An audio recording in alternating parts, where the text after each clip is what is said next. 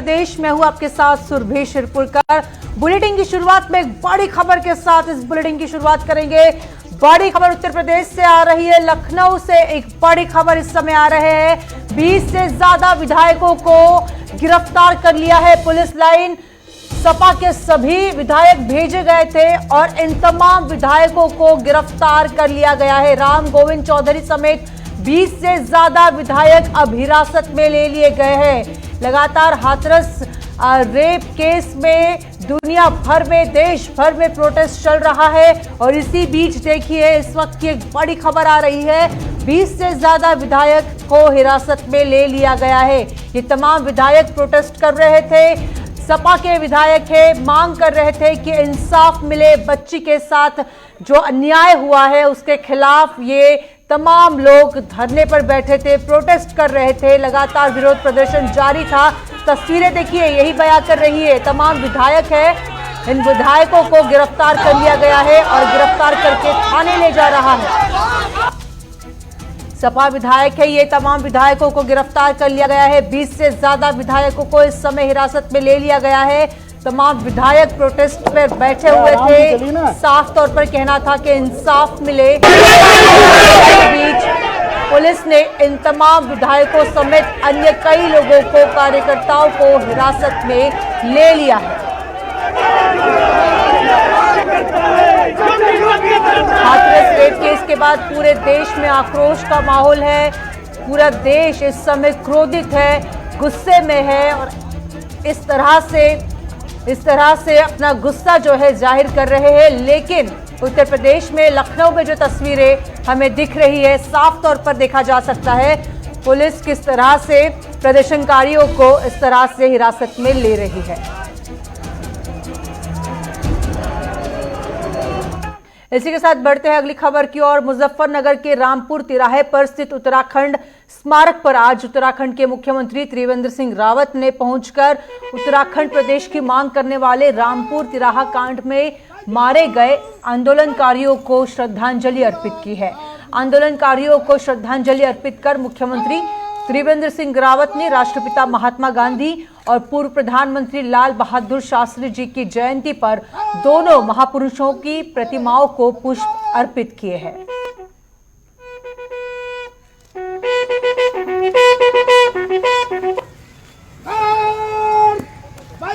जगह पर गोलियां चली, लाठियां चली और तमाम पहाड़ के घरों में जिनमें अगर चावल नहीं खाया तो कहते खाना नहीं खाया। मैं जानता हूँ हजारों घर ऐसे थे जहाँ दोपहर में चावल नहीं बनता था। सुबह का नाश्ता करके लोग आंदोलन के निकल जाते थे, कहते थे हम राज्य निर्माण के लिए जा रहे हैं। बुजुर्ग महिलाएं, बच्चे, नौजवान, कर्मचारी, अधिकारी, यहाँ तक मैं कह सकता हूँ कि पत्रकारों ने बड़ी महत्वपूर्ण भूमिका इस राज्य के निर्माण में निभाई और ये अटल जी ने उत्तराखंड राज्य का निर्माण कराया। जब उत्तराखंड राज्य बना तो उत्तर प्रदेश के मुख्यमंत्री के रूप में वर्तमान रक्षा मंत्री आदरणीय राजनाथ सिंह जी थे। केंद्र में अटल बिहारी वाजपेयी जी थे और जब वो उत्तराखंड आए थे उन्होंने उत्तराखंड की जनता से वायदा किया था कि अगर भारतीय जनता पार्टी की सरकार दिल्ली में बनेगी तो हम उत्तराखंड राज्य बनाएंगे।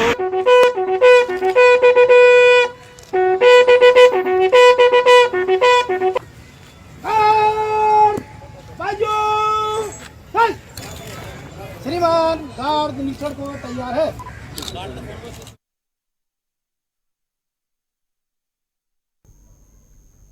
वही बेटियों को इंसाफ देने की और सुरक्षा देने की लाख बातें की जाती है, लाख दावे किए जाते हैं।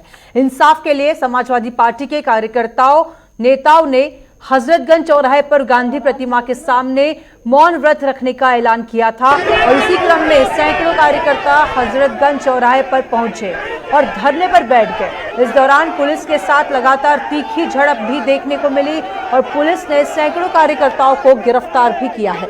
लेकिन विपक्ष ने ये साफ कर दिया है कि कानून व्यवस्था को लेकर शुरू हुई ये लड़ाई जल्द खत्म नहीं होगी। क्योंकि जिस तरीके से कांग्रेस का कल प्रदर्शन देखने को मिला और आज समाजवादी पार्टी के नेताओं ने हजरतगंज चौराहा पर धरना प्रदर्शन किया है।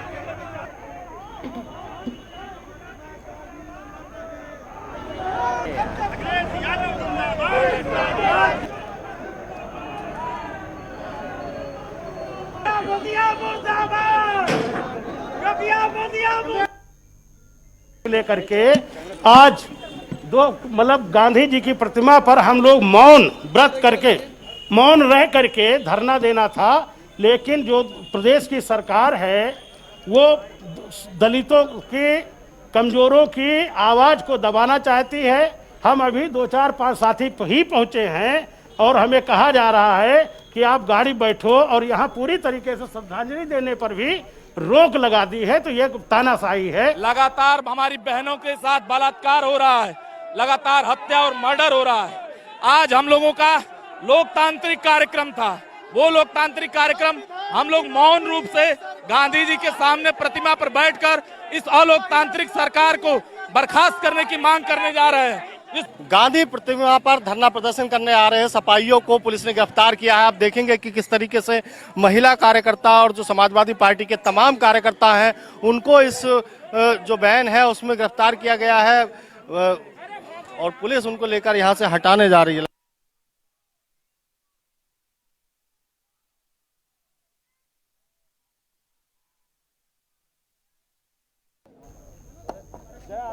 वहीं उत्तर प्रदेश के फतेहपुर जिले में एक दिवसीय दौरे पर आई सांसद और केंद्रीय मंत्री साध्वी निरंजन ज्योति ने हाथरस घटना को निंदनीय बताते हुए सरकार की ओर से तेजी से की गई कार्यवाही की सराहना की है। वहीं उन्होंने प्रियंका वाड्रा के लिए दिए गए बयान पर कटाक्ष करते हुए कहा कि घटना को मैं अच्छा नहीं मानती हूं, चाहे हाथरस की घटना हो या फिर चाहे दिल्ली के अंदर जो घटना हुई हो वो घटना हो। इसके साथ ही उन्होंने किसान बिल को लेकर भी विपक्ष पर निशाना साधा है। देखिए, घटना कोई भी है अच्छी नहीं होती है और इस घटना के को जब मैं देखती हूं तो मेरा दिल स्वयं अंदर से झकझोरता है। माननीय मुख्यमंत्री जी ने तत्काल उस पर एक्शन लिया है। जिस अधिकारियों ने इस पर गलती की है उनके ऊपर कार्रवाई होगी और कल मुख्यमंत्री जी ने तुरंत SIT गठित की है, क्योंकि देखिए ये सत्ता और विपक्ष का मामला नहीं, एक संवेदनशील मामला है। जिस तरह से वहाँ प्रशासन ने किया, सरकार उस पर गंभीर है। तो लगातार प्रियंका घटना को मैं अच्छा नहीं मानती हूँ, चाहे वो हाथरस की घटना हो, चाहे दिल्ली के अंदर घटना घटी हुई हो, चाहे आपके बुलंदशहर में सपा के सरकार के समय घटी हुई हो। हम किसी घटना को अच्छा नहीं मानते हैं, लेकिन जिस तत्परता से मुख्यमंत्री जी ने काम किया शायद पहले की सरकारों में नहीं हुआ है। क्या 2022 के चुनाव देखते हुए कांग्रेस इस तरह तेजी देखिए, पकड़े अब है? जिनको जनता ने नकार दिया है, जनता से दूर हो गए हैं, तो उनको कुछ ना कुछ इशू। किसान पूजा करता है, ट्रैक्टर की पूजा करता है, अपने यंत्रों की पूजा करता है, उसी को ला करके तुम दिल्ली में जला रहे हो। किसान ये कर सकता है?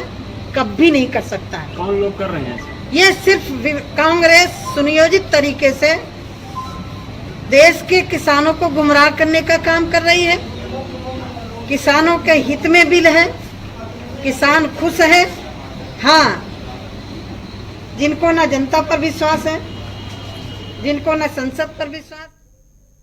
वहीं महिलाओं को सुरक्षा देने के लाख दावे किए जाते हैं, लेकिन हालात जस के तस बने हुए। लखनऊ में 1 महीने पहले युवती के साथ हुए दुष्कर्म की महिला आयोग और मुख्यमंत्री से शिकायत के बाद अब FIR भी दर्ज की गई है। वहीं पुलिस ने 2 लोगों को गिरफ्तार किया है।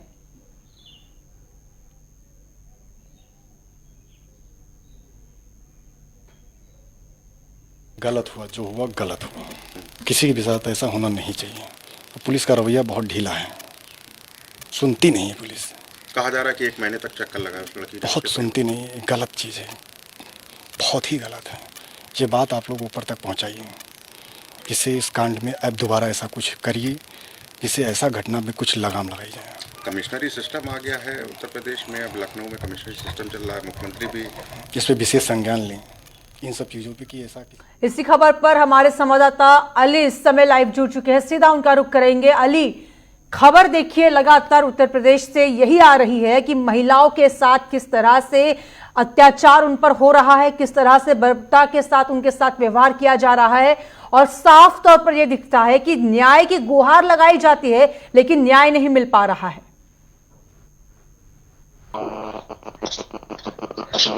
बिल्कुल। से उत्तर प्रदेश की अगर हम बात करते हैं तो महिलाओं की सुरक्षा के तमाम दावे जरूर किए जाते हैं।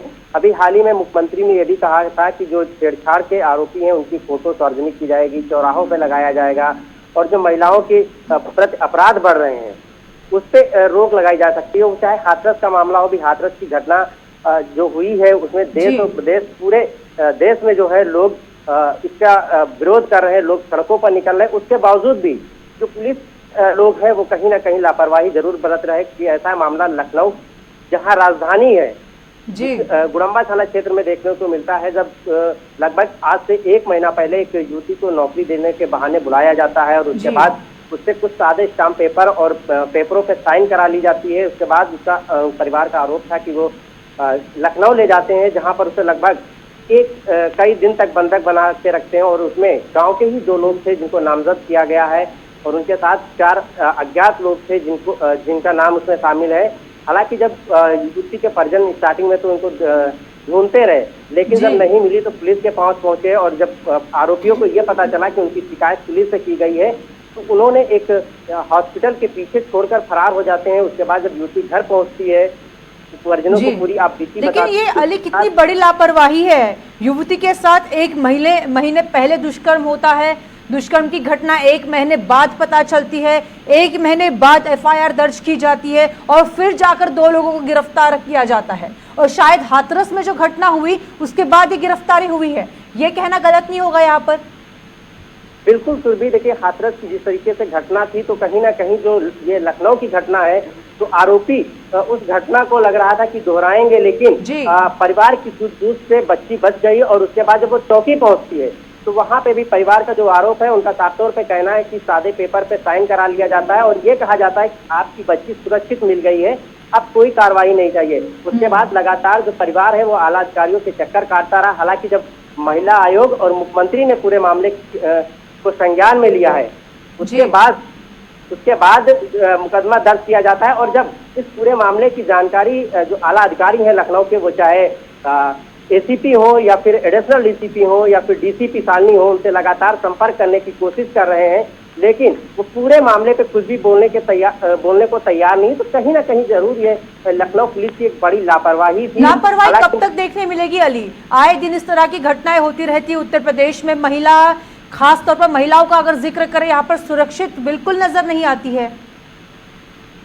बिल्कुल, चाहे जो तमाम दावे किए जाते हैं वो सिर्फ दावे कागजों पर ही समझ कर रह जाते हैं। अगर जमीनी हकीकत देखी जाए तो आप हाथरस और के साथ साथ जो तमाम अदर जिले हैं उनसे आप अंदाजा लगा सकते हैं कि महिलाओं की सुरक्षा की बात कही जाती है वो कितना सही है, लेकिन उसके बावजूद भी लापरवाह बने हुए। हालांकि अब इस पूरे मामले को मुख्यमंत्री योगी आदित्यनाथ ने खुद संज्ञान लिया है, और देखने वाली बात ये होगी कि जो प्रभारी हैं उनके खिलाफ या फिर जो इस पूरे मामले के दोषी हैं और जो आरोपी हैं उन पर क्या कार्रवाई होती है। कार्रवाई तो कड़ी से कड़ी होनी चाहिए, तभी इंसाफ होगा। बहुत बहुत शुक्रिया अली आपका तमाम जानकारी के लिए। अब बढ़ते हैं इसी के साथ अगली खबर की ओर। हाथरस मामले को लेकर पूरे देश में प्रदर्शन उग्र होते चला जा रहा है, और इसी को लेकर आज चित्रकूट के पटेल चौक से लेकर तहसील परिसर में जबरदस्त प्रदर्शन किया गया है। साथ ही SDM को ज्ञापन भी सौंपा गया। कार्यकर्ताओं ने ये कहा कि धर्म के ठेकेदारों को शर्म आनी चाहिए, जो रात के अंधेरों में एक युवती का दाह संस्कार कर दिया है और उसकी मां और बाप से छिपाकर उसे जला दिया गया है। वहीं आभास महासंघ ने मामले में जल्द से जल्द योगी सरकार से कार्रवाई की भी मांग की है।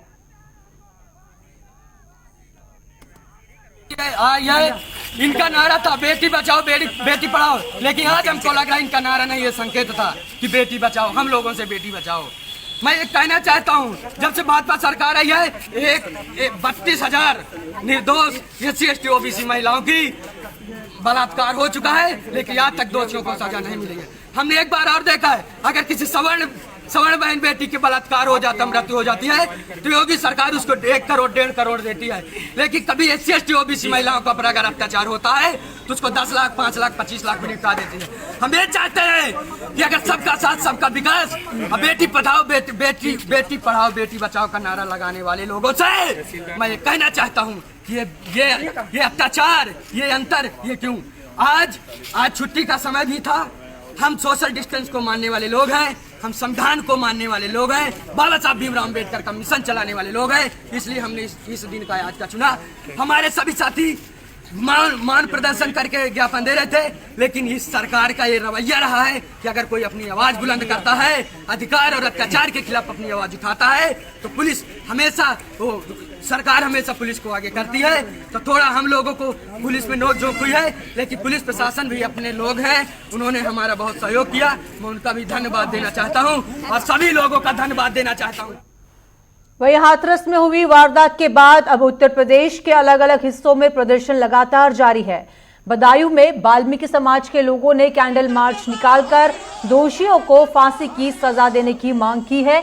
महिलाओं का कहना है कि जब इस सरकार में बहन बेटियों की सुरक्षित नहीं है तो ऐसी सरकार का क्या करेंगे? हम अपनी बेटियों को कैसे पढ़ा पाएंगे, कैसे आगे बढ़ा पाएंगे? उन्होंने ये भी कहा कि जिन लोगों ने हाथरस की बिटिया के साथ ये दरिंदगी की है उन लोगों को फांसी हो, तब जाकर लोगों को इंसाफ मिलेगा।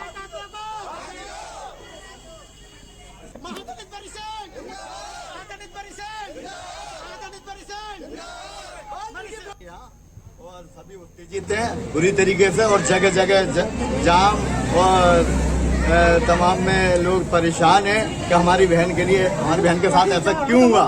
और आगे भी हम लोग और आगे पहुंचेंगे और जाम लगाएंगे और भी कुछ कर सकते हैं। हड़ताल अगर हमारी मांगे पूरी नहीं हुई, हम इंसाफ चाहते हैं भैया, और हत्यारों को फांसी दी जाए। हमारी बहन बेटियां सुरक्षित नहीं है, पढ़ने लिखने का पैसे नहीं है, हम अपनी बेटी को कैसे पढ़ा पाएंगे? जहाँ हमारी बहन बेटी सुरक्षित नहीं तो सरकार का करेंगे क्या? और दलित लोगों ने जिताया, दलित ही मारे जा रहे हैं सब तरफ से, दलित की बहन बेटी मारी जा रही है सब तरफ से।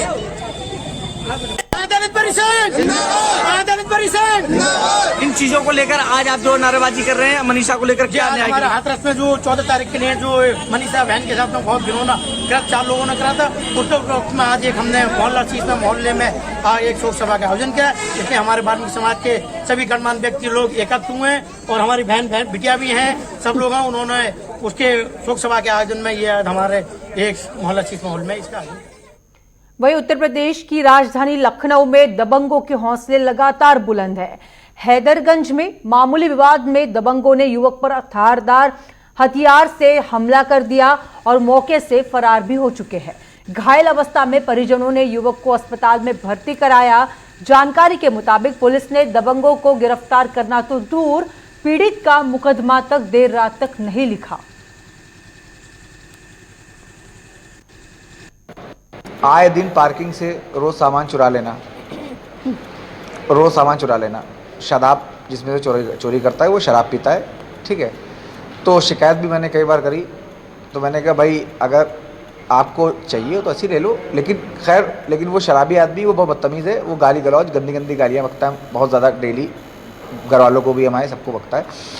और उसके बाप ने आज कहा कि काम करो, जब मैंने उसको हड़काना शुरू किया, मैंने कहा मैं तुमको बंद करा दूंगा, ये कर दूंगा, तो उसके बाप ने कहा, शौकत हाशमी इनका नाम है, उसने कहा कि इसको मार दो जान से, मैं तुमको छुड़ा लूँगा, क्योंकि वो हिस्ट्री शीटर भी है, शराब की फाइल है हिस्ट्री शीटर की, बाकायदा बाजार खाला कोतवाली क्षेत्र का हिस्ट्री शीटर है, नामी हिस्ट्री शीटर है। और इनका एक दामाद है फैज़ मिर्ज़ा, जो रहता है फूलबाग में, मॉडल हाउस फूलबाग, वो पूरी अपनी गैंग लेकर के पहुँच गया, कम से कम 25 से 30 लड़के लेकर के पहुँच गया, ठीक है। मतलब जितना भी मार पाया फैज़ मिर्ज़ा तो डायरेक्ट उसने छुरा मारा हमारे पेट पे, ये छुरा जो पड़ा है ये फैज़ मिर्ज़ा ने मारा है। वहीं कोरोना महामारी के कारण उत्तर प्रदेश में इस बार नवरात्रि में दुर्गा पंडाल सजाने पर रोक लगाई गई है और जालौन में भी करीब 6 महीने से देवी प्रतिमाएं बनाने में जुटे मूर्तिकार कलाकार सरकार के इस फैसले से मायूस दिख रहे हैं। कलाकार की बनाई गई सैकड़ों की संख्या में देवी प्रतिमाएं अब किसी काम की नहीं रह गई हैं और इससे अब मूर्ति कलाकार के आगे रोजी रोटी का संकट आ खड़ा हुआ है।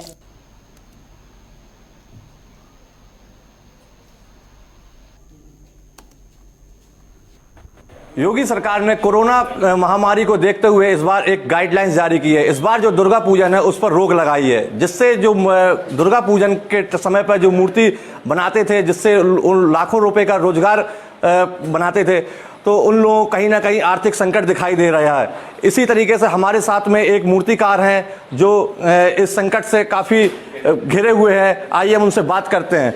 नमस्कार, क्या नाम है आपका? नमस्कार, सोनू पाल।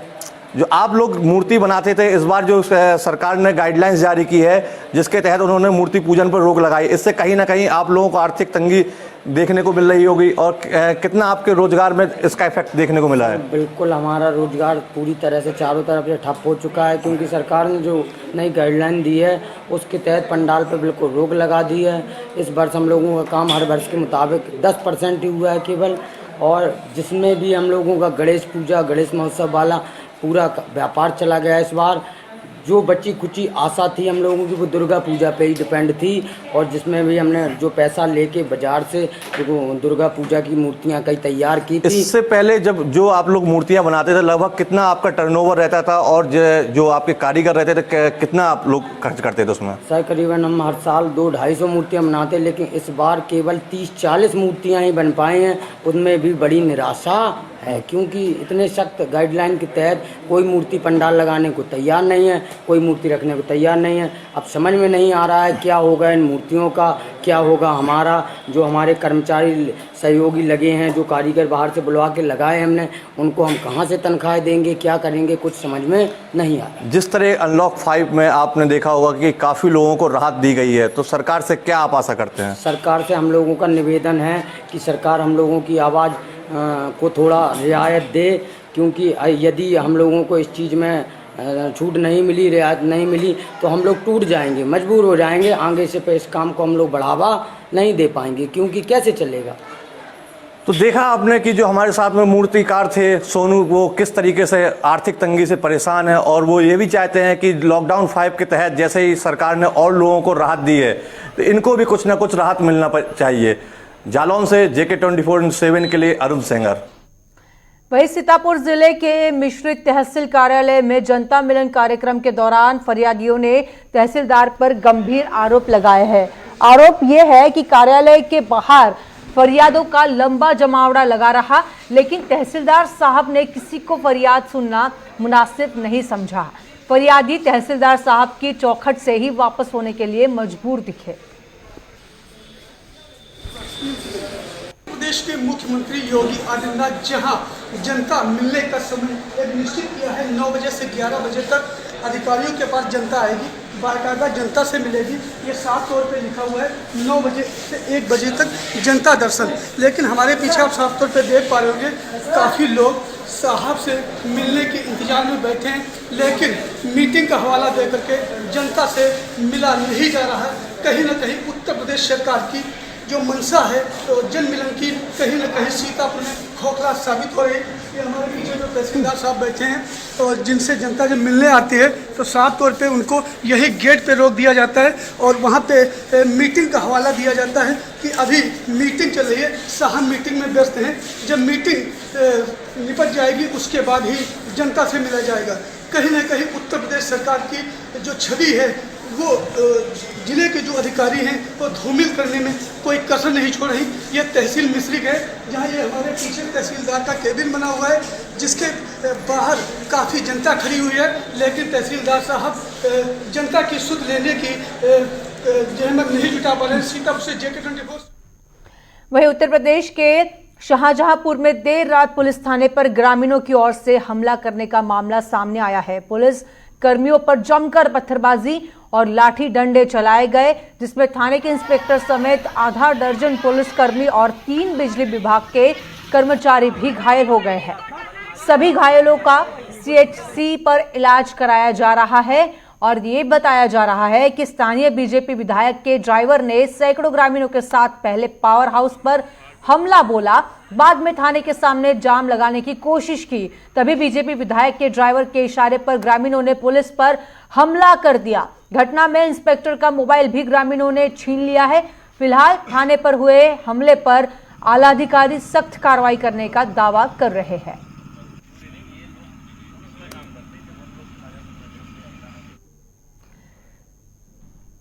वहीं बस्ती में एक पीड़िता ने दरोगा पर प्रताड़ित करने का आरोप लगाया है। पीड़िता ने आरोप लगाते हुए कहा कि महाराजगंज में तैनात चौकी इंचार्ज ने कुछ दिनों पहले सोनपुर के चौकी इंचार्ज थे।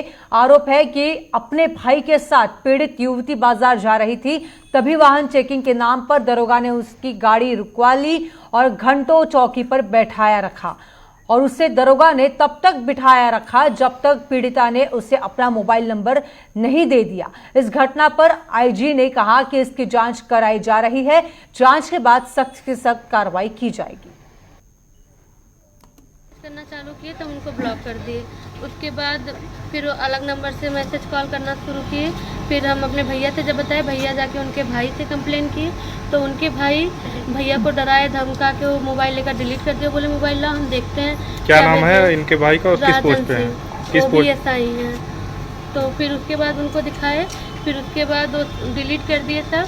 उसके बाद क्या मिलने के लिए भी बुला रहे थे दरोगा दीपक से?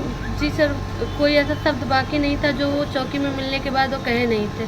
31 तारीख को ही हमसे 31 तारीख को जब पकड़े थे तभी वो हमारे नंबर पे कॉल किए, तभी उनसे 2 बार बात हुई।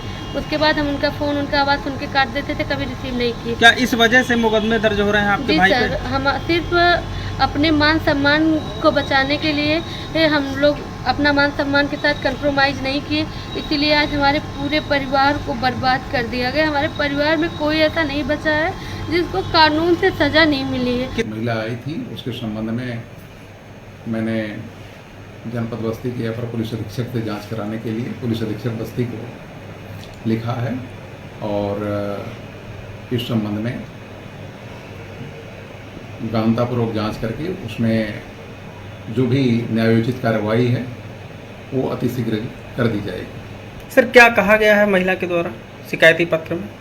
अब इतना मुझे याद नहीं है। वो महिला मेरे पास जो कल आई थी, उसके प्रकरण को मैंने जो है अच्छी तरह से सुना और उस पर जो है प्रार्थना पत्र में जो भी तथ्यांकित थे उनमें प्रत्येक बिंदुओं पे जो है जांच के लिए हमने जो है पुलिस अधीक्षक बस्ती को निर्देशित किया।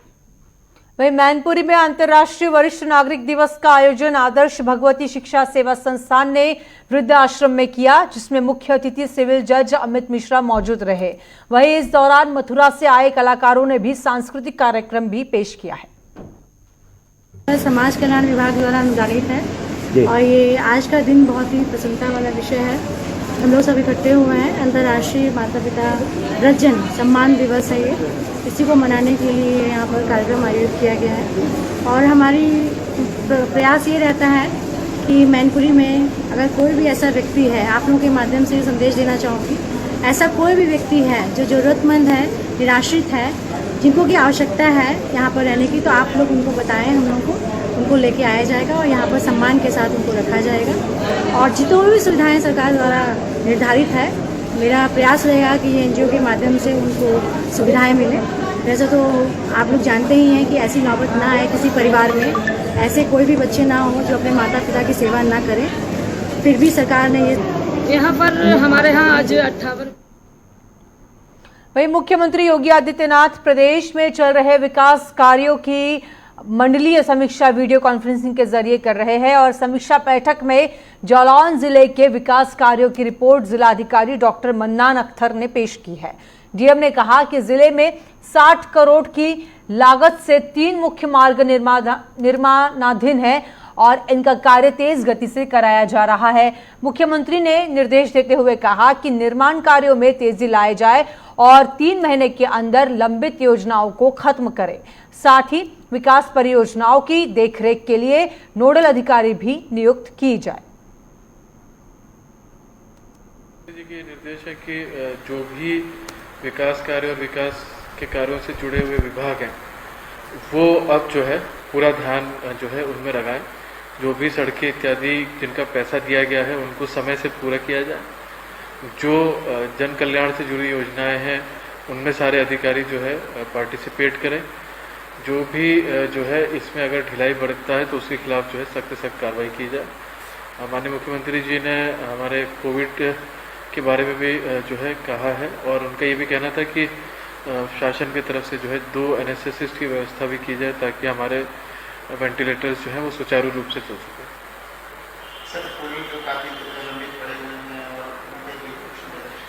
जैसे माननीय मुख्यमंत्री जी ने ऑलरेडी हमारे जो पुल पुराने पड़े